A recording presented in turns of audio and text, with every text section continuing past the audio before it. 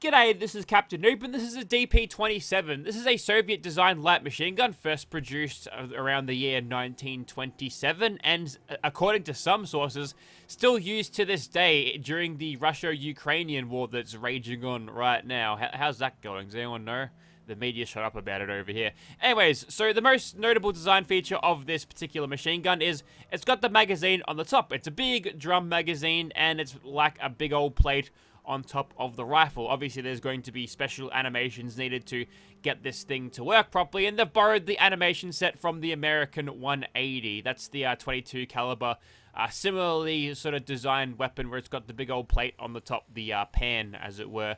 And the animations will probably work fairly similar. The proportions of these weapons are kind of the same, so this should work pretty well, but that is a hard requirement of this mod. You've got to download that American 22 caliber mod to get this thing to work, no exceptions. Now, the attachments here are a little bit lackluster. This thing in real life is chambered not in NATO 5.56, of course. That would make no sense if it was.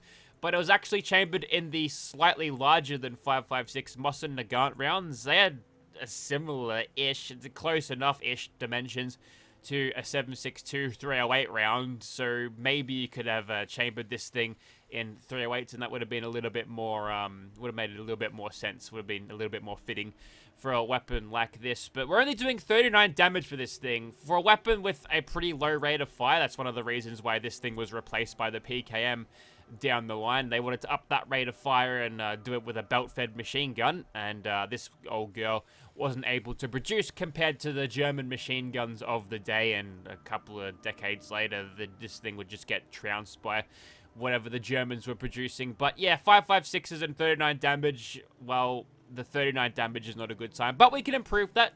The receivers allow us to get up to 57 damage. Now, I'll just stress that I'm playing on the very hard difficulty, yes, so all of that damage is going to get slashed in half before we apply enemy resistances. Lucky this thing's got a gigantic magazine, but it might get a little bullet spongy as we go on here, but the factory condition gives you the most damage, so we'll throw that on. Now, you can have a long barrel like this, increases your range a little bit, so if you want to hit your targets with more damage more consistently at range, and obviously have that a little bit of extra VATS accuracy over range, then this is a good choice. There's also short and standard variants, the one that you saw earlier. The range here, 47. I think I've had a combat shotgun with more range than that, so probably not a great idea, but if you want to run in close and VATS people, then maybe that's a pretty good option for that. You can't do anything with the grip. You can upgrade the magazine capacity from 47 to 105, so we'll definitely do that. It also changes the model of the gigantic pan on the top as well. Doesn't make it taller, which is good because it'd be blocking the iron sights if it would have done that. Right now we've got iron sights where we can throw on some scopes. They look like a Gauss rifle scopes, and they're completely embedded into the rifle itself. That's might be difficult to look down that scope. Let's go and throw on a short scope. We'll just use hip fire at the shorter ranges should we need to get in nice and close. And you can't throw any muzzles on this, so no muzzle brakes or suppressors or compensators or anything. You just get the standard muzzle, and it says to counter the minimal recoil. Or at least this thing will be controllable, I suppose. And you can change the stock. You can have a hollow stock, which looks a little bit like what the PKM machine guns of the light variety would have. And there's also metal ones, which look like something a raider would have put together. A pouch is interesting. A pouch to store loose ammunition. I suppose if you've got a couple of rounds in there, that'd be pretty good, I guess. But we'll go for the hollow one here, but most of these are pretty stock standard. The alternative one and the pouch one are just there's a pouch is separating. That's all the difference there is, so that's interesting. And a legendary effect provided by Legendary Modification Mod. It's here. We might consider using it. Now, if this thing is a heavy gun, which I would assume that it's rated as a heavy gun, explosive would be particularly strong on this thing. So we're going from 57 damage, we're almost doubling that, so that'll be maybe a thing that we might look at should this thing not be able to produce a lot of good damage. I'm hoping that scope sort of jumps up a little bit or finds itself a spot where it works properly. But yeah, I've downloaded the normal thing off the Nexus. I don't think this is anything on my end, so let's proceed. So this weapon's easy to get. Go to your chemistry station, scroll down to weapon DP-27. You can craft it for some aluminum, gear, screw, spring, steel. No perk requirements at all. So pretty easy stuff. Easy peasy lemon squeezy, as they say. Alrighto, so we're on the inside of Gunners Plaza today. Here is our DP-27 in first person. You can see the scope just embedded just below the magazine there, but the scope in itself is a Gauss rifle scope, which is cool. I think this is in the vanilla game file somewhere. You just gotta find out where to unlock it, but I don't think that's where the scope ought to be. Just looking at this thing in third person, which looks really good. If you fire this thing and reload it, there's animations there. I mean, the magazine just sort of disappears after you flick it off, but in third person you won't, first person you won't notice it. You'll just notice it clipping through the scope there. That's an interesting approach to it. Now, I was looking at the mod page just to figure out why on earth this thing did so little damage, and what the mod author said on the page is he recommends a mod called True Damage.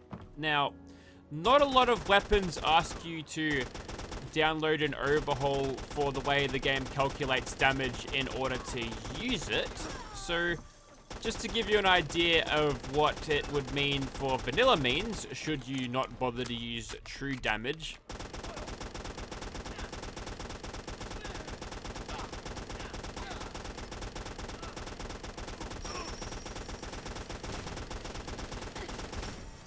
Not exactly the fastest killing light machine gun we've ever seen. Obviously, the rate of fire definitely not helping us, very below average. We get a couple of good things, though. We get sniper knockdowns with it. So if we do want to shoot at this random gunner and, like, not really have to worry about the recoil, so when it gets too out of control, we can easily reel it back in, though. Maybe there's options here just to, like, shoot them in the face over and over. I'll have a quick look at the VATS usage whilst my AP regenerates. That's a lot of shots, even for a scoped weapon. So if you want to use this thing in VATS and just get exclusively headshots, that is definitely a way to do it. But I think what we'll do is we're going to go back and we're going to activate the True Damage mod, and we'll see what kind of helmets we need to put on to protect our head and also brains. Okay, we're finally back, but with extra mods. I've installed True Damage, but to install that, I've had to download another couple of prerequisite mods, and those prerequisite mods have also required some prerequisite mods. So, whilst we're just considering that, this thing has some skinned meshes, and the thing doesn't actually fully form when you've got it holstered on your back either. So just a couple of things to uncheck in Nifscope, and that'll fix that. Anyways, so hopefully True Damage is going. We'll see how we go. That's certainly damage that is true. That's for sure. Oh, those turrets can cop a pounding though. And oh, they hit hard too. Alright, looks like we're playing Call of Duty version. So basically what the mod does, it just like turns the damage up to a more realistic level, so no more bullet sponging. The problem is though, well, apparently it takes out level scaling, but honestly that laser gun was tickling me. Well, that little baby gunner didn't die in 2 shots, so he got a little bit of a buff, I suppose, but we gotta look out. See, the problem with having guns like this is that you can just sort of steamroll everything, which I guess is what this weapon is truly meant to be. So maybe, instead of doing too much else, we could go on the outside of Immersive Gunners Plaza and crush everything. Oh, they nerfed my sneak criticals too. Not that we really need the damage, to be honest.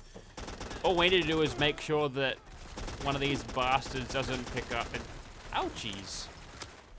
That is some really bad suppression there. I think that one just launched into the ceiling. Either that or I figured out how to disintegrate them. Was that a one-shot headshot kill? It may have been, you know. I might actually start trying to do that. Okay, so the turrets tickle. They don't really do much. The laser guns don't do much either. Also, I'm seeing a lot of vapor trails from the bullets. That is actually kind of intimidating, seeing a gun poke around the corner with someone's hands around it. God help me if I start have to think about combat and actually use proper cover and everything and for. We're just usually bullet sponging it up and having just a straight slugging match towards everything. Okay. Luckily, the gunner there got a couple of misses, but we are ready for some good old-fashioned nerd rage here. The gunner helmet really didn't save him then.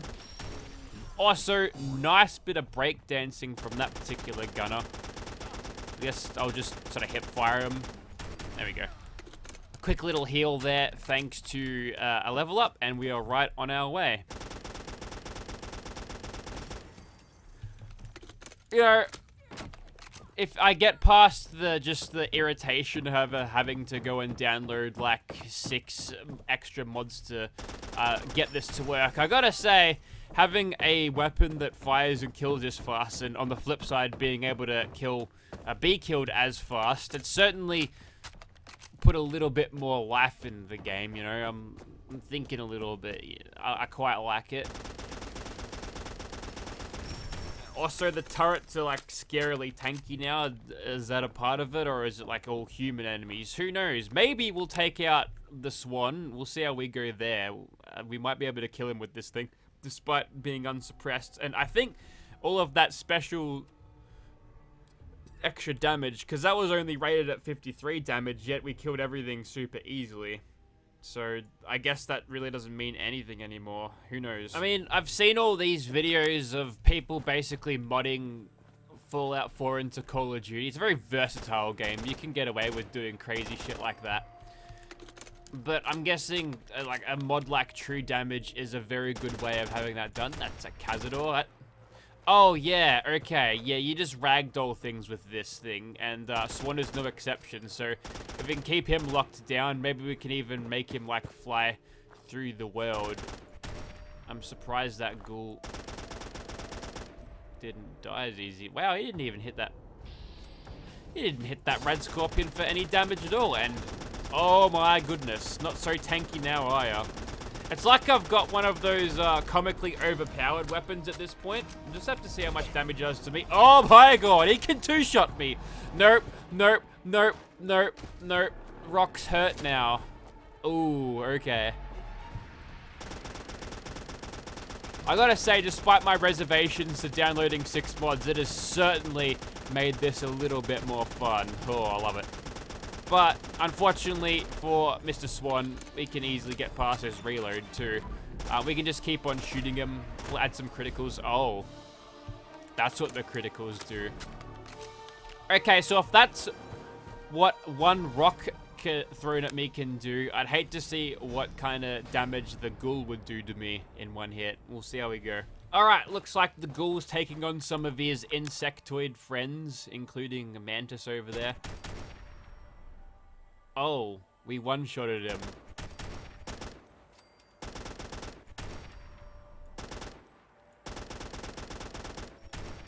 Is it the sneak criticals that are doing this? I don't know. That mantis is like... Oh, I know what's going on here. All of those enemies were just... They're all affected by the true damage, and this bastard, being a modded creature, isn't. So I'm gonna have to download a patch for every single enemy that I add to the game. You know, that's an exception there because it's just a vanilla game, just scaled bigger. So vanilla game? No, it's a vanilla game enemy scaled bigger with a different name, but... Wow, okay. Who would have thought the mantis would be the more dangerous and bullet spongy one? Alright, so look, I think you get the point of this thing. It's a pretty well made mod, but I think there is room to grow. Obviously getting these scopes working right, and there was a fake through scopes patch. I probably could have downloaded like 10 mods to get this thing to work. I mean, all up, the requirements for the true damage and everything would have been over 10, probably closer to 12 by the time you download the address library and then get all of the other things. And Milex are tough these days, aren't they? Not tough enough. Well, yeah, by the time I've done that, you're going to need Fallout 4 script extender, address library, all of that stuff. Like an extra 12 mods and it gets the game into a state like this, and I gotta say, I quite like it. Obviously, speaking about the weapon and not the other mods by itself, there's room to grow here, I think. You could obviously put the scopes in a slightly better spot. Maybe if you want to add some reflex sight to this thing, just throw a Picatinny rail. All of the cool kids are doing it, so why not you? Ooh, that's weird. There's a pyramid out there. A perfectly isosceles triangle, except for that little bit right there. That's a Todd Howard cryptid right there. Okay, I'm going to look away from it now.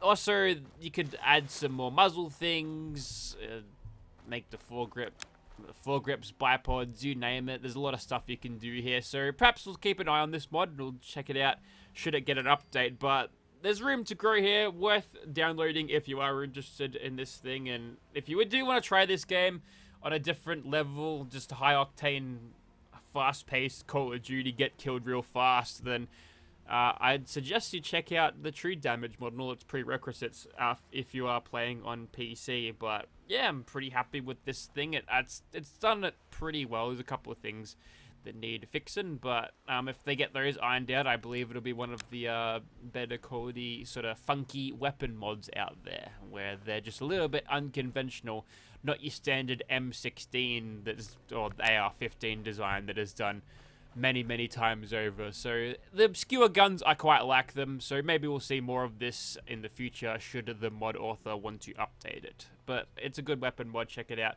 and support this mod if you want to see it move forward. Thank you very much for watching.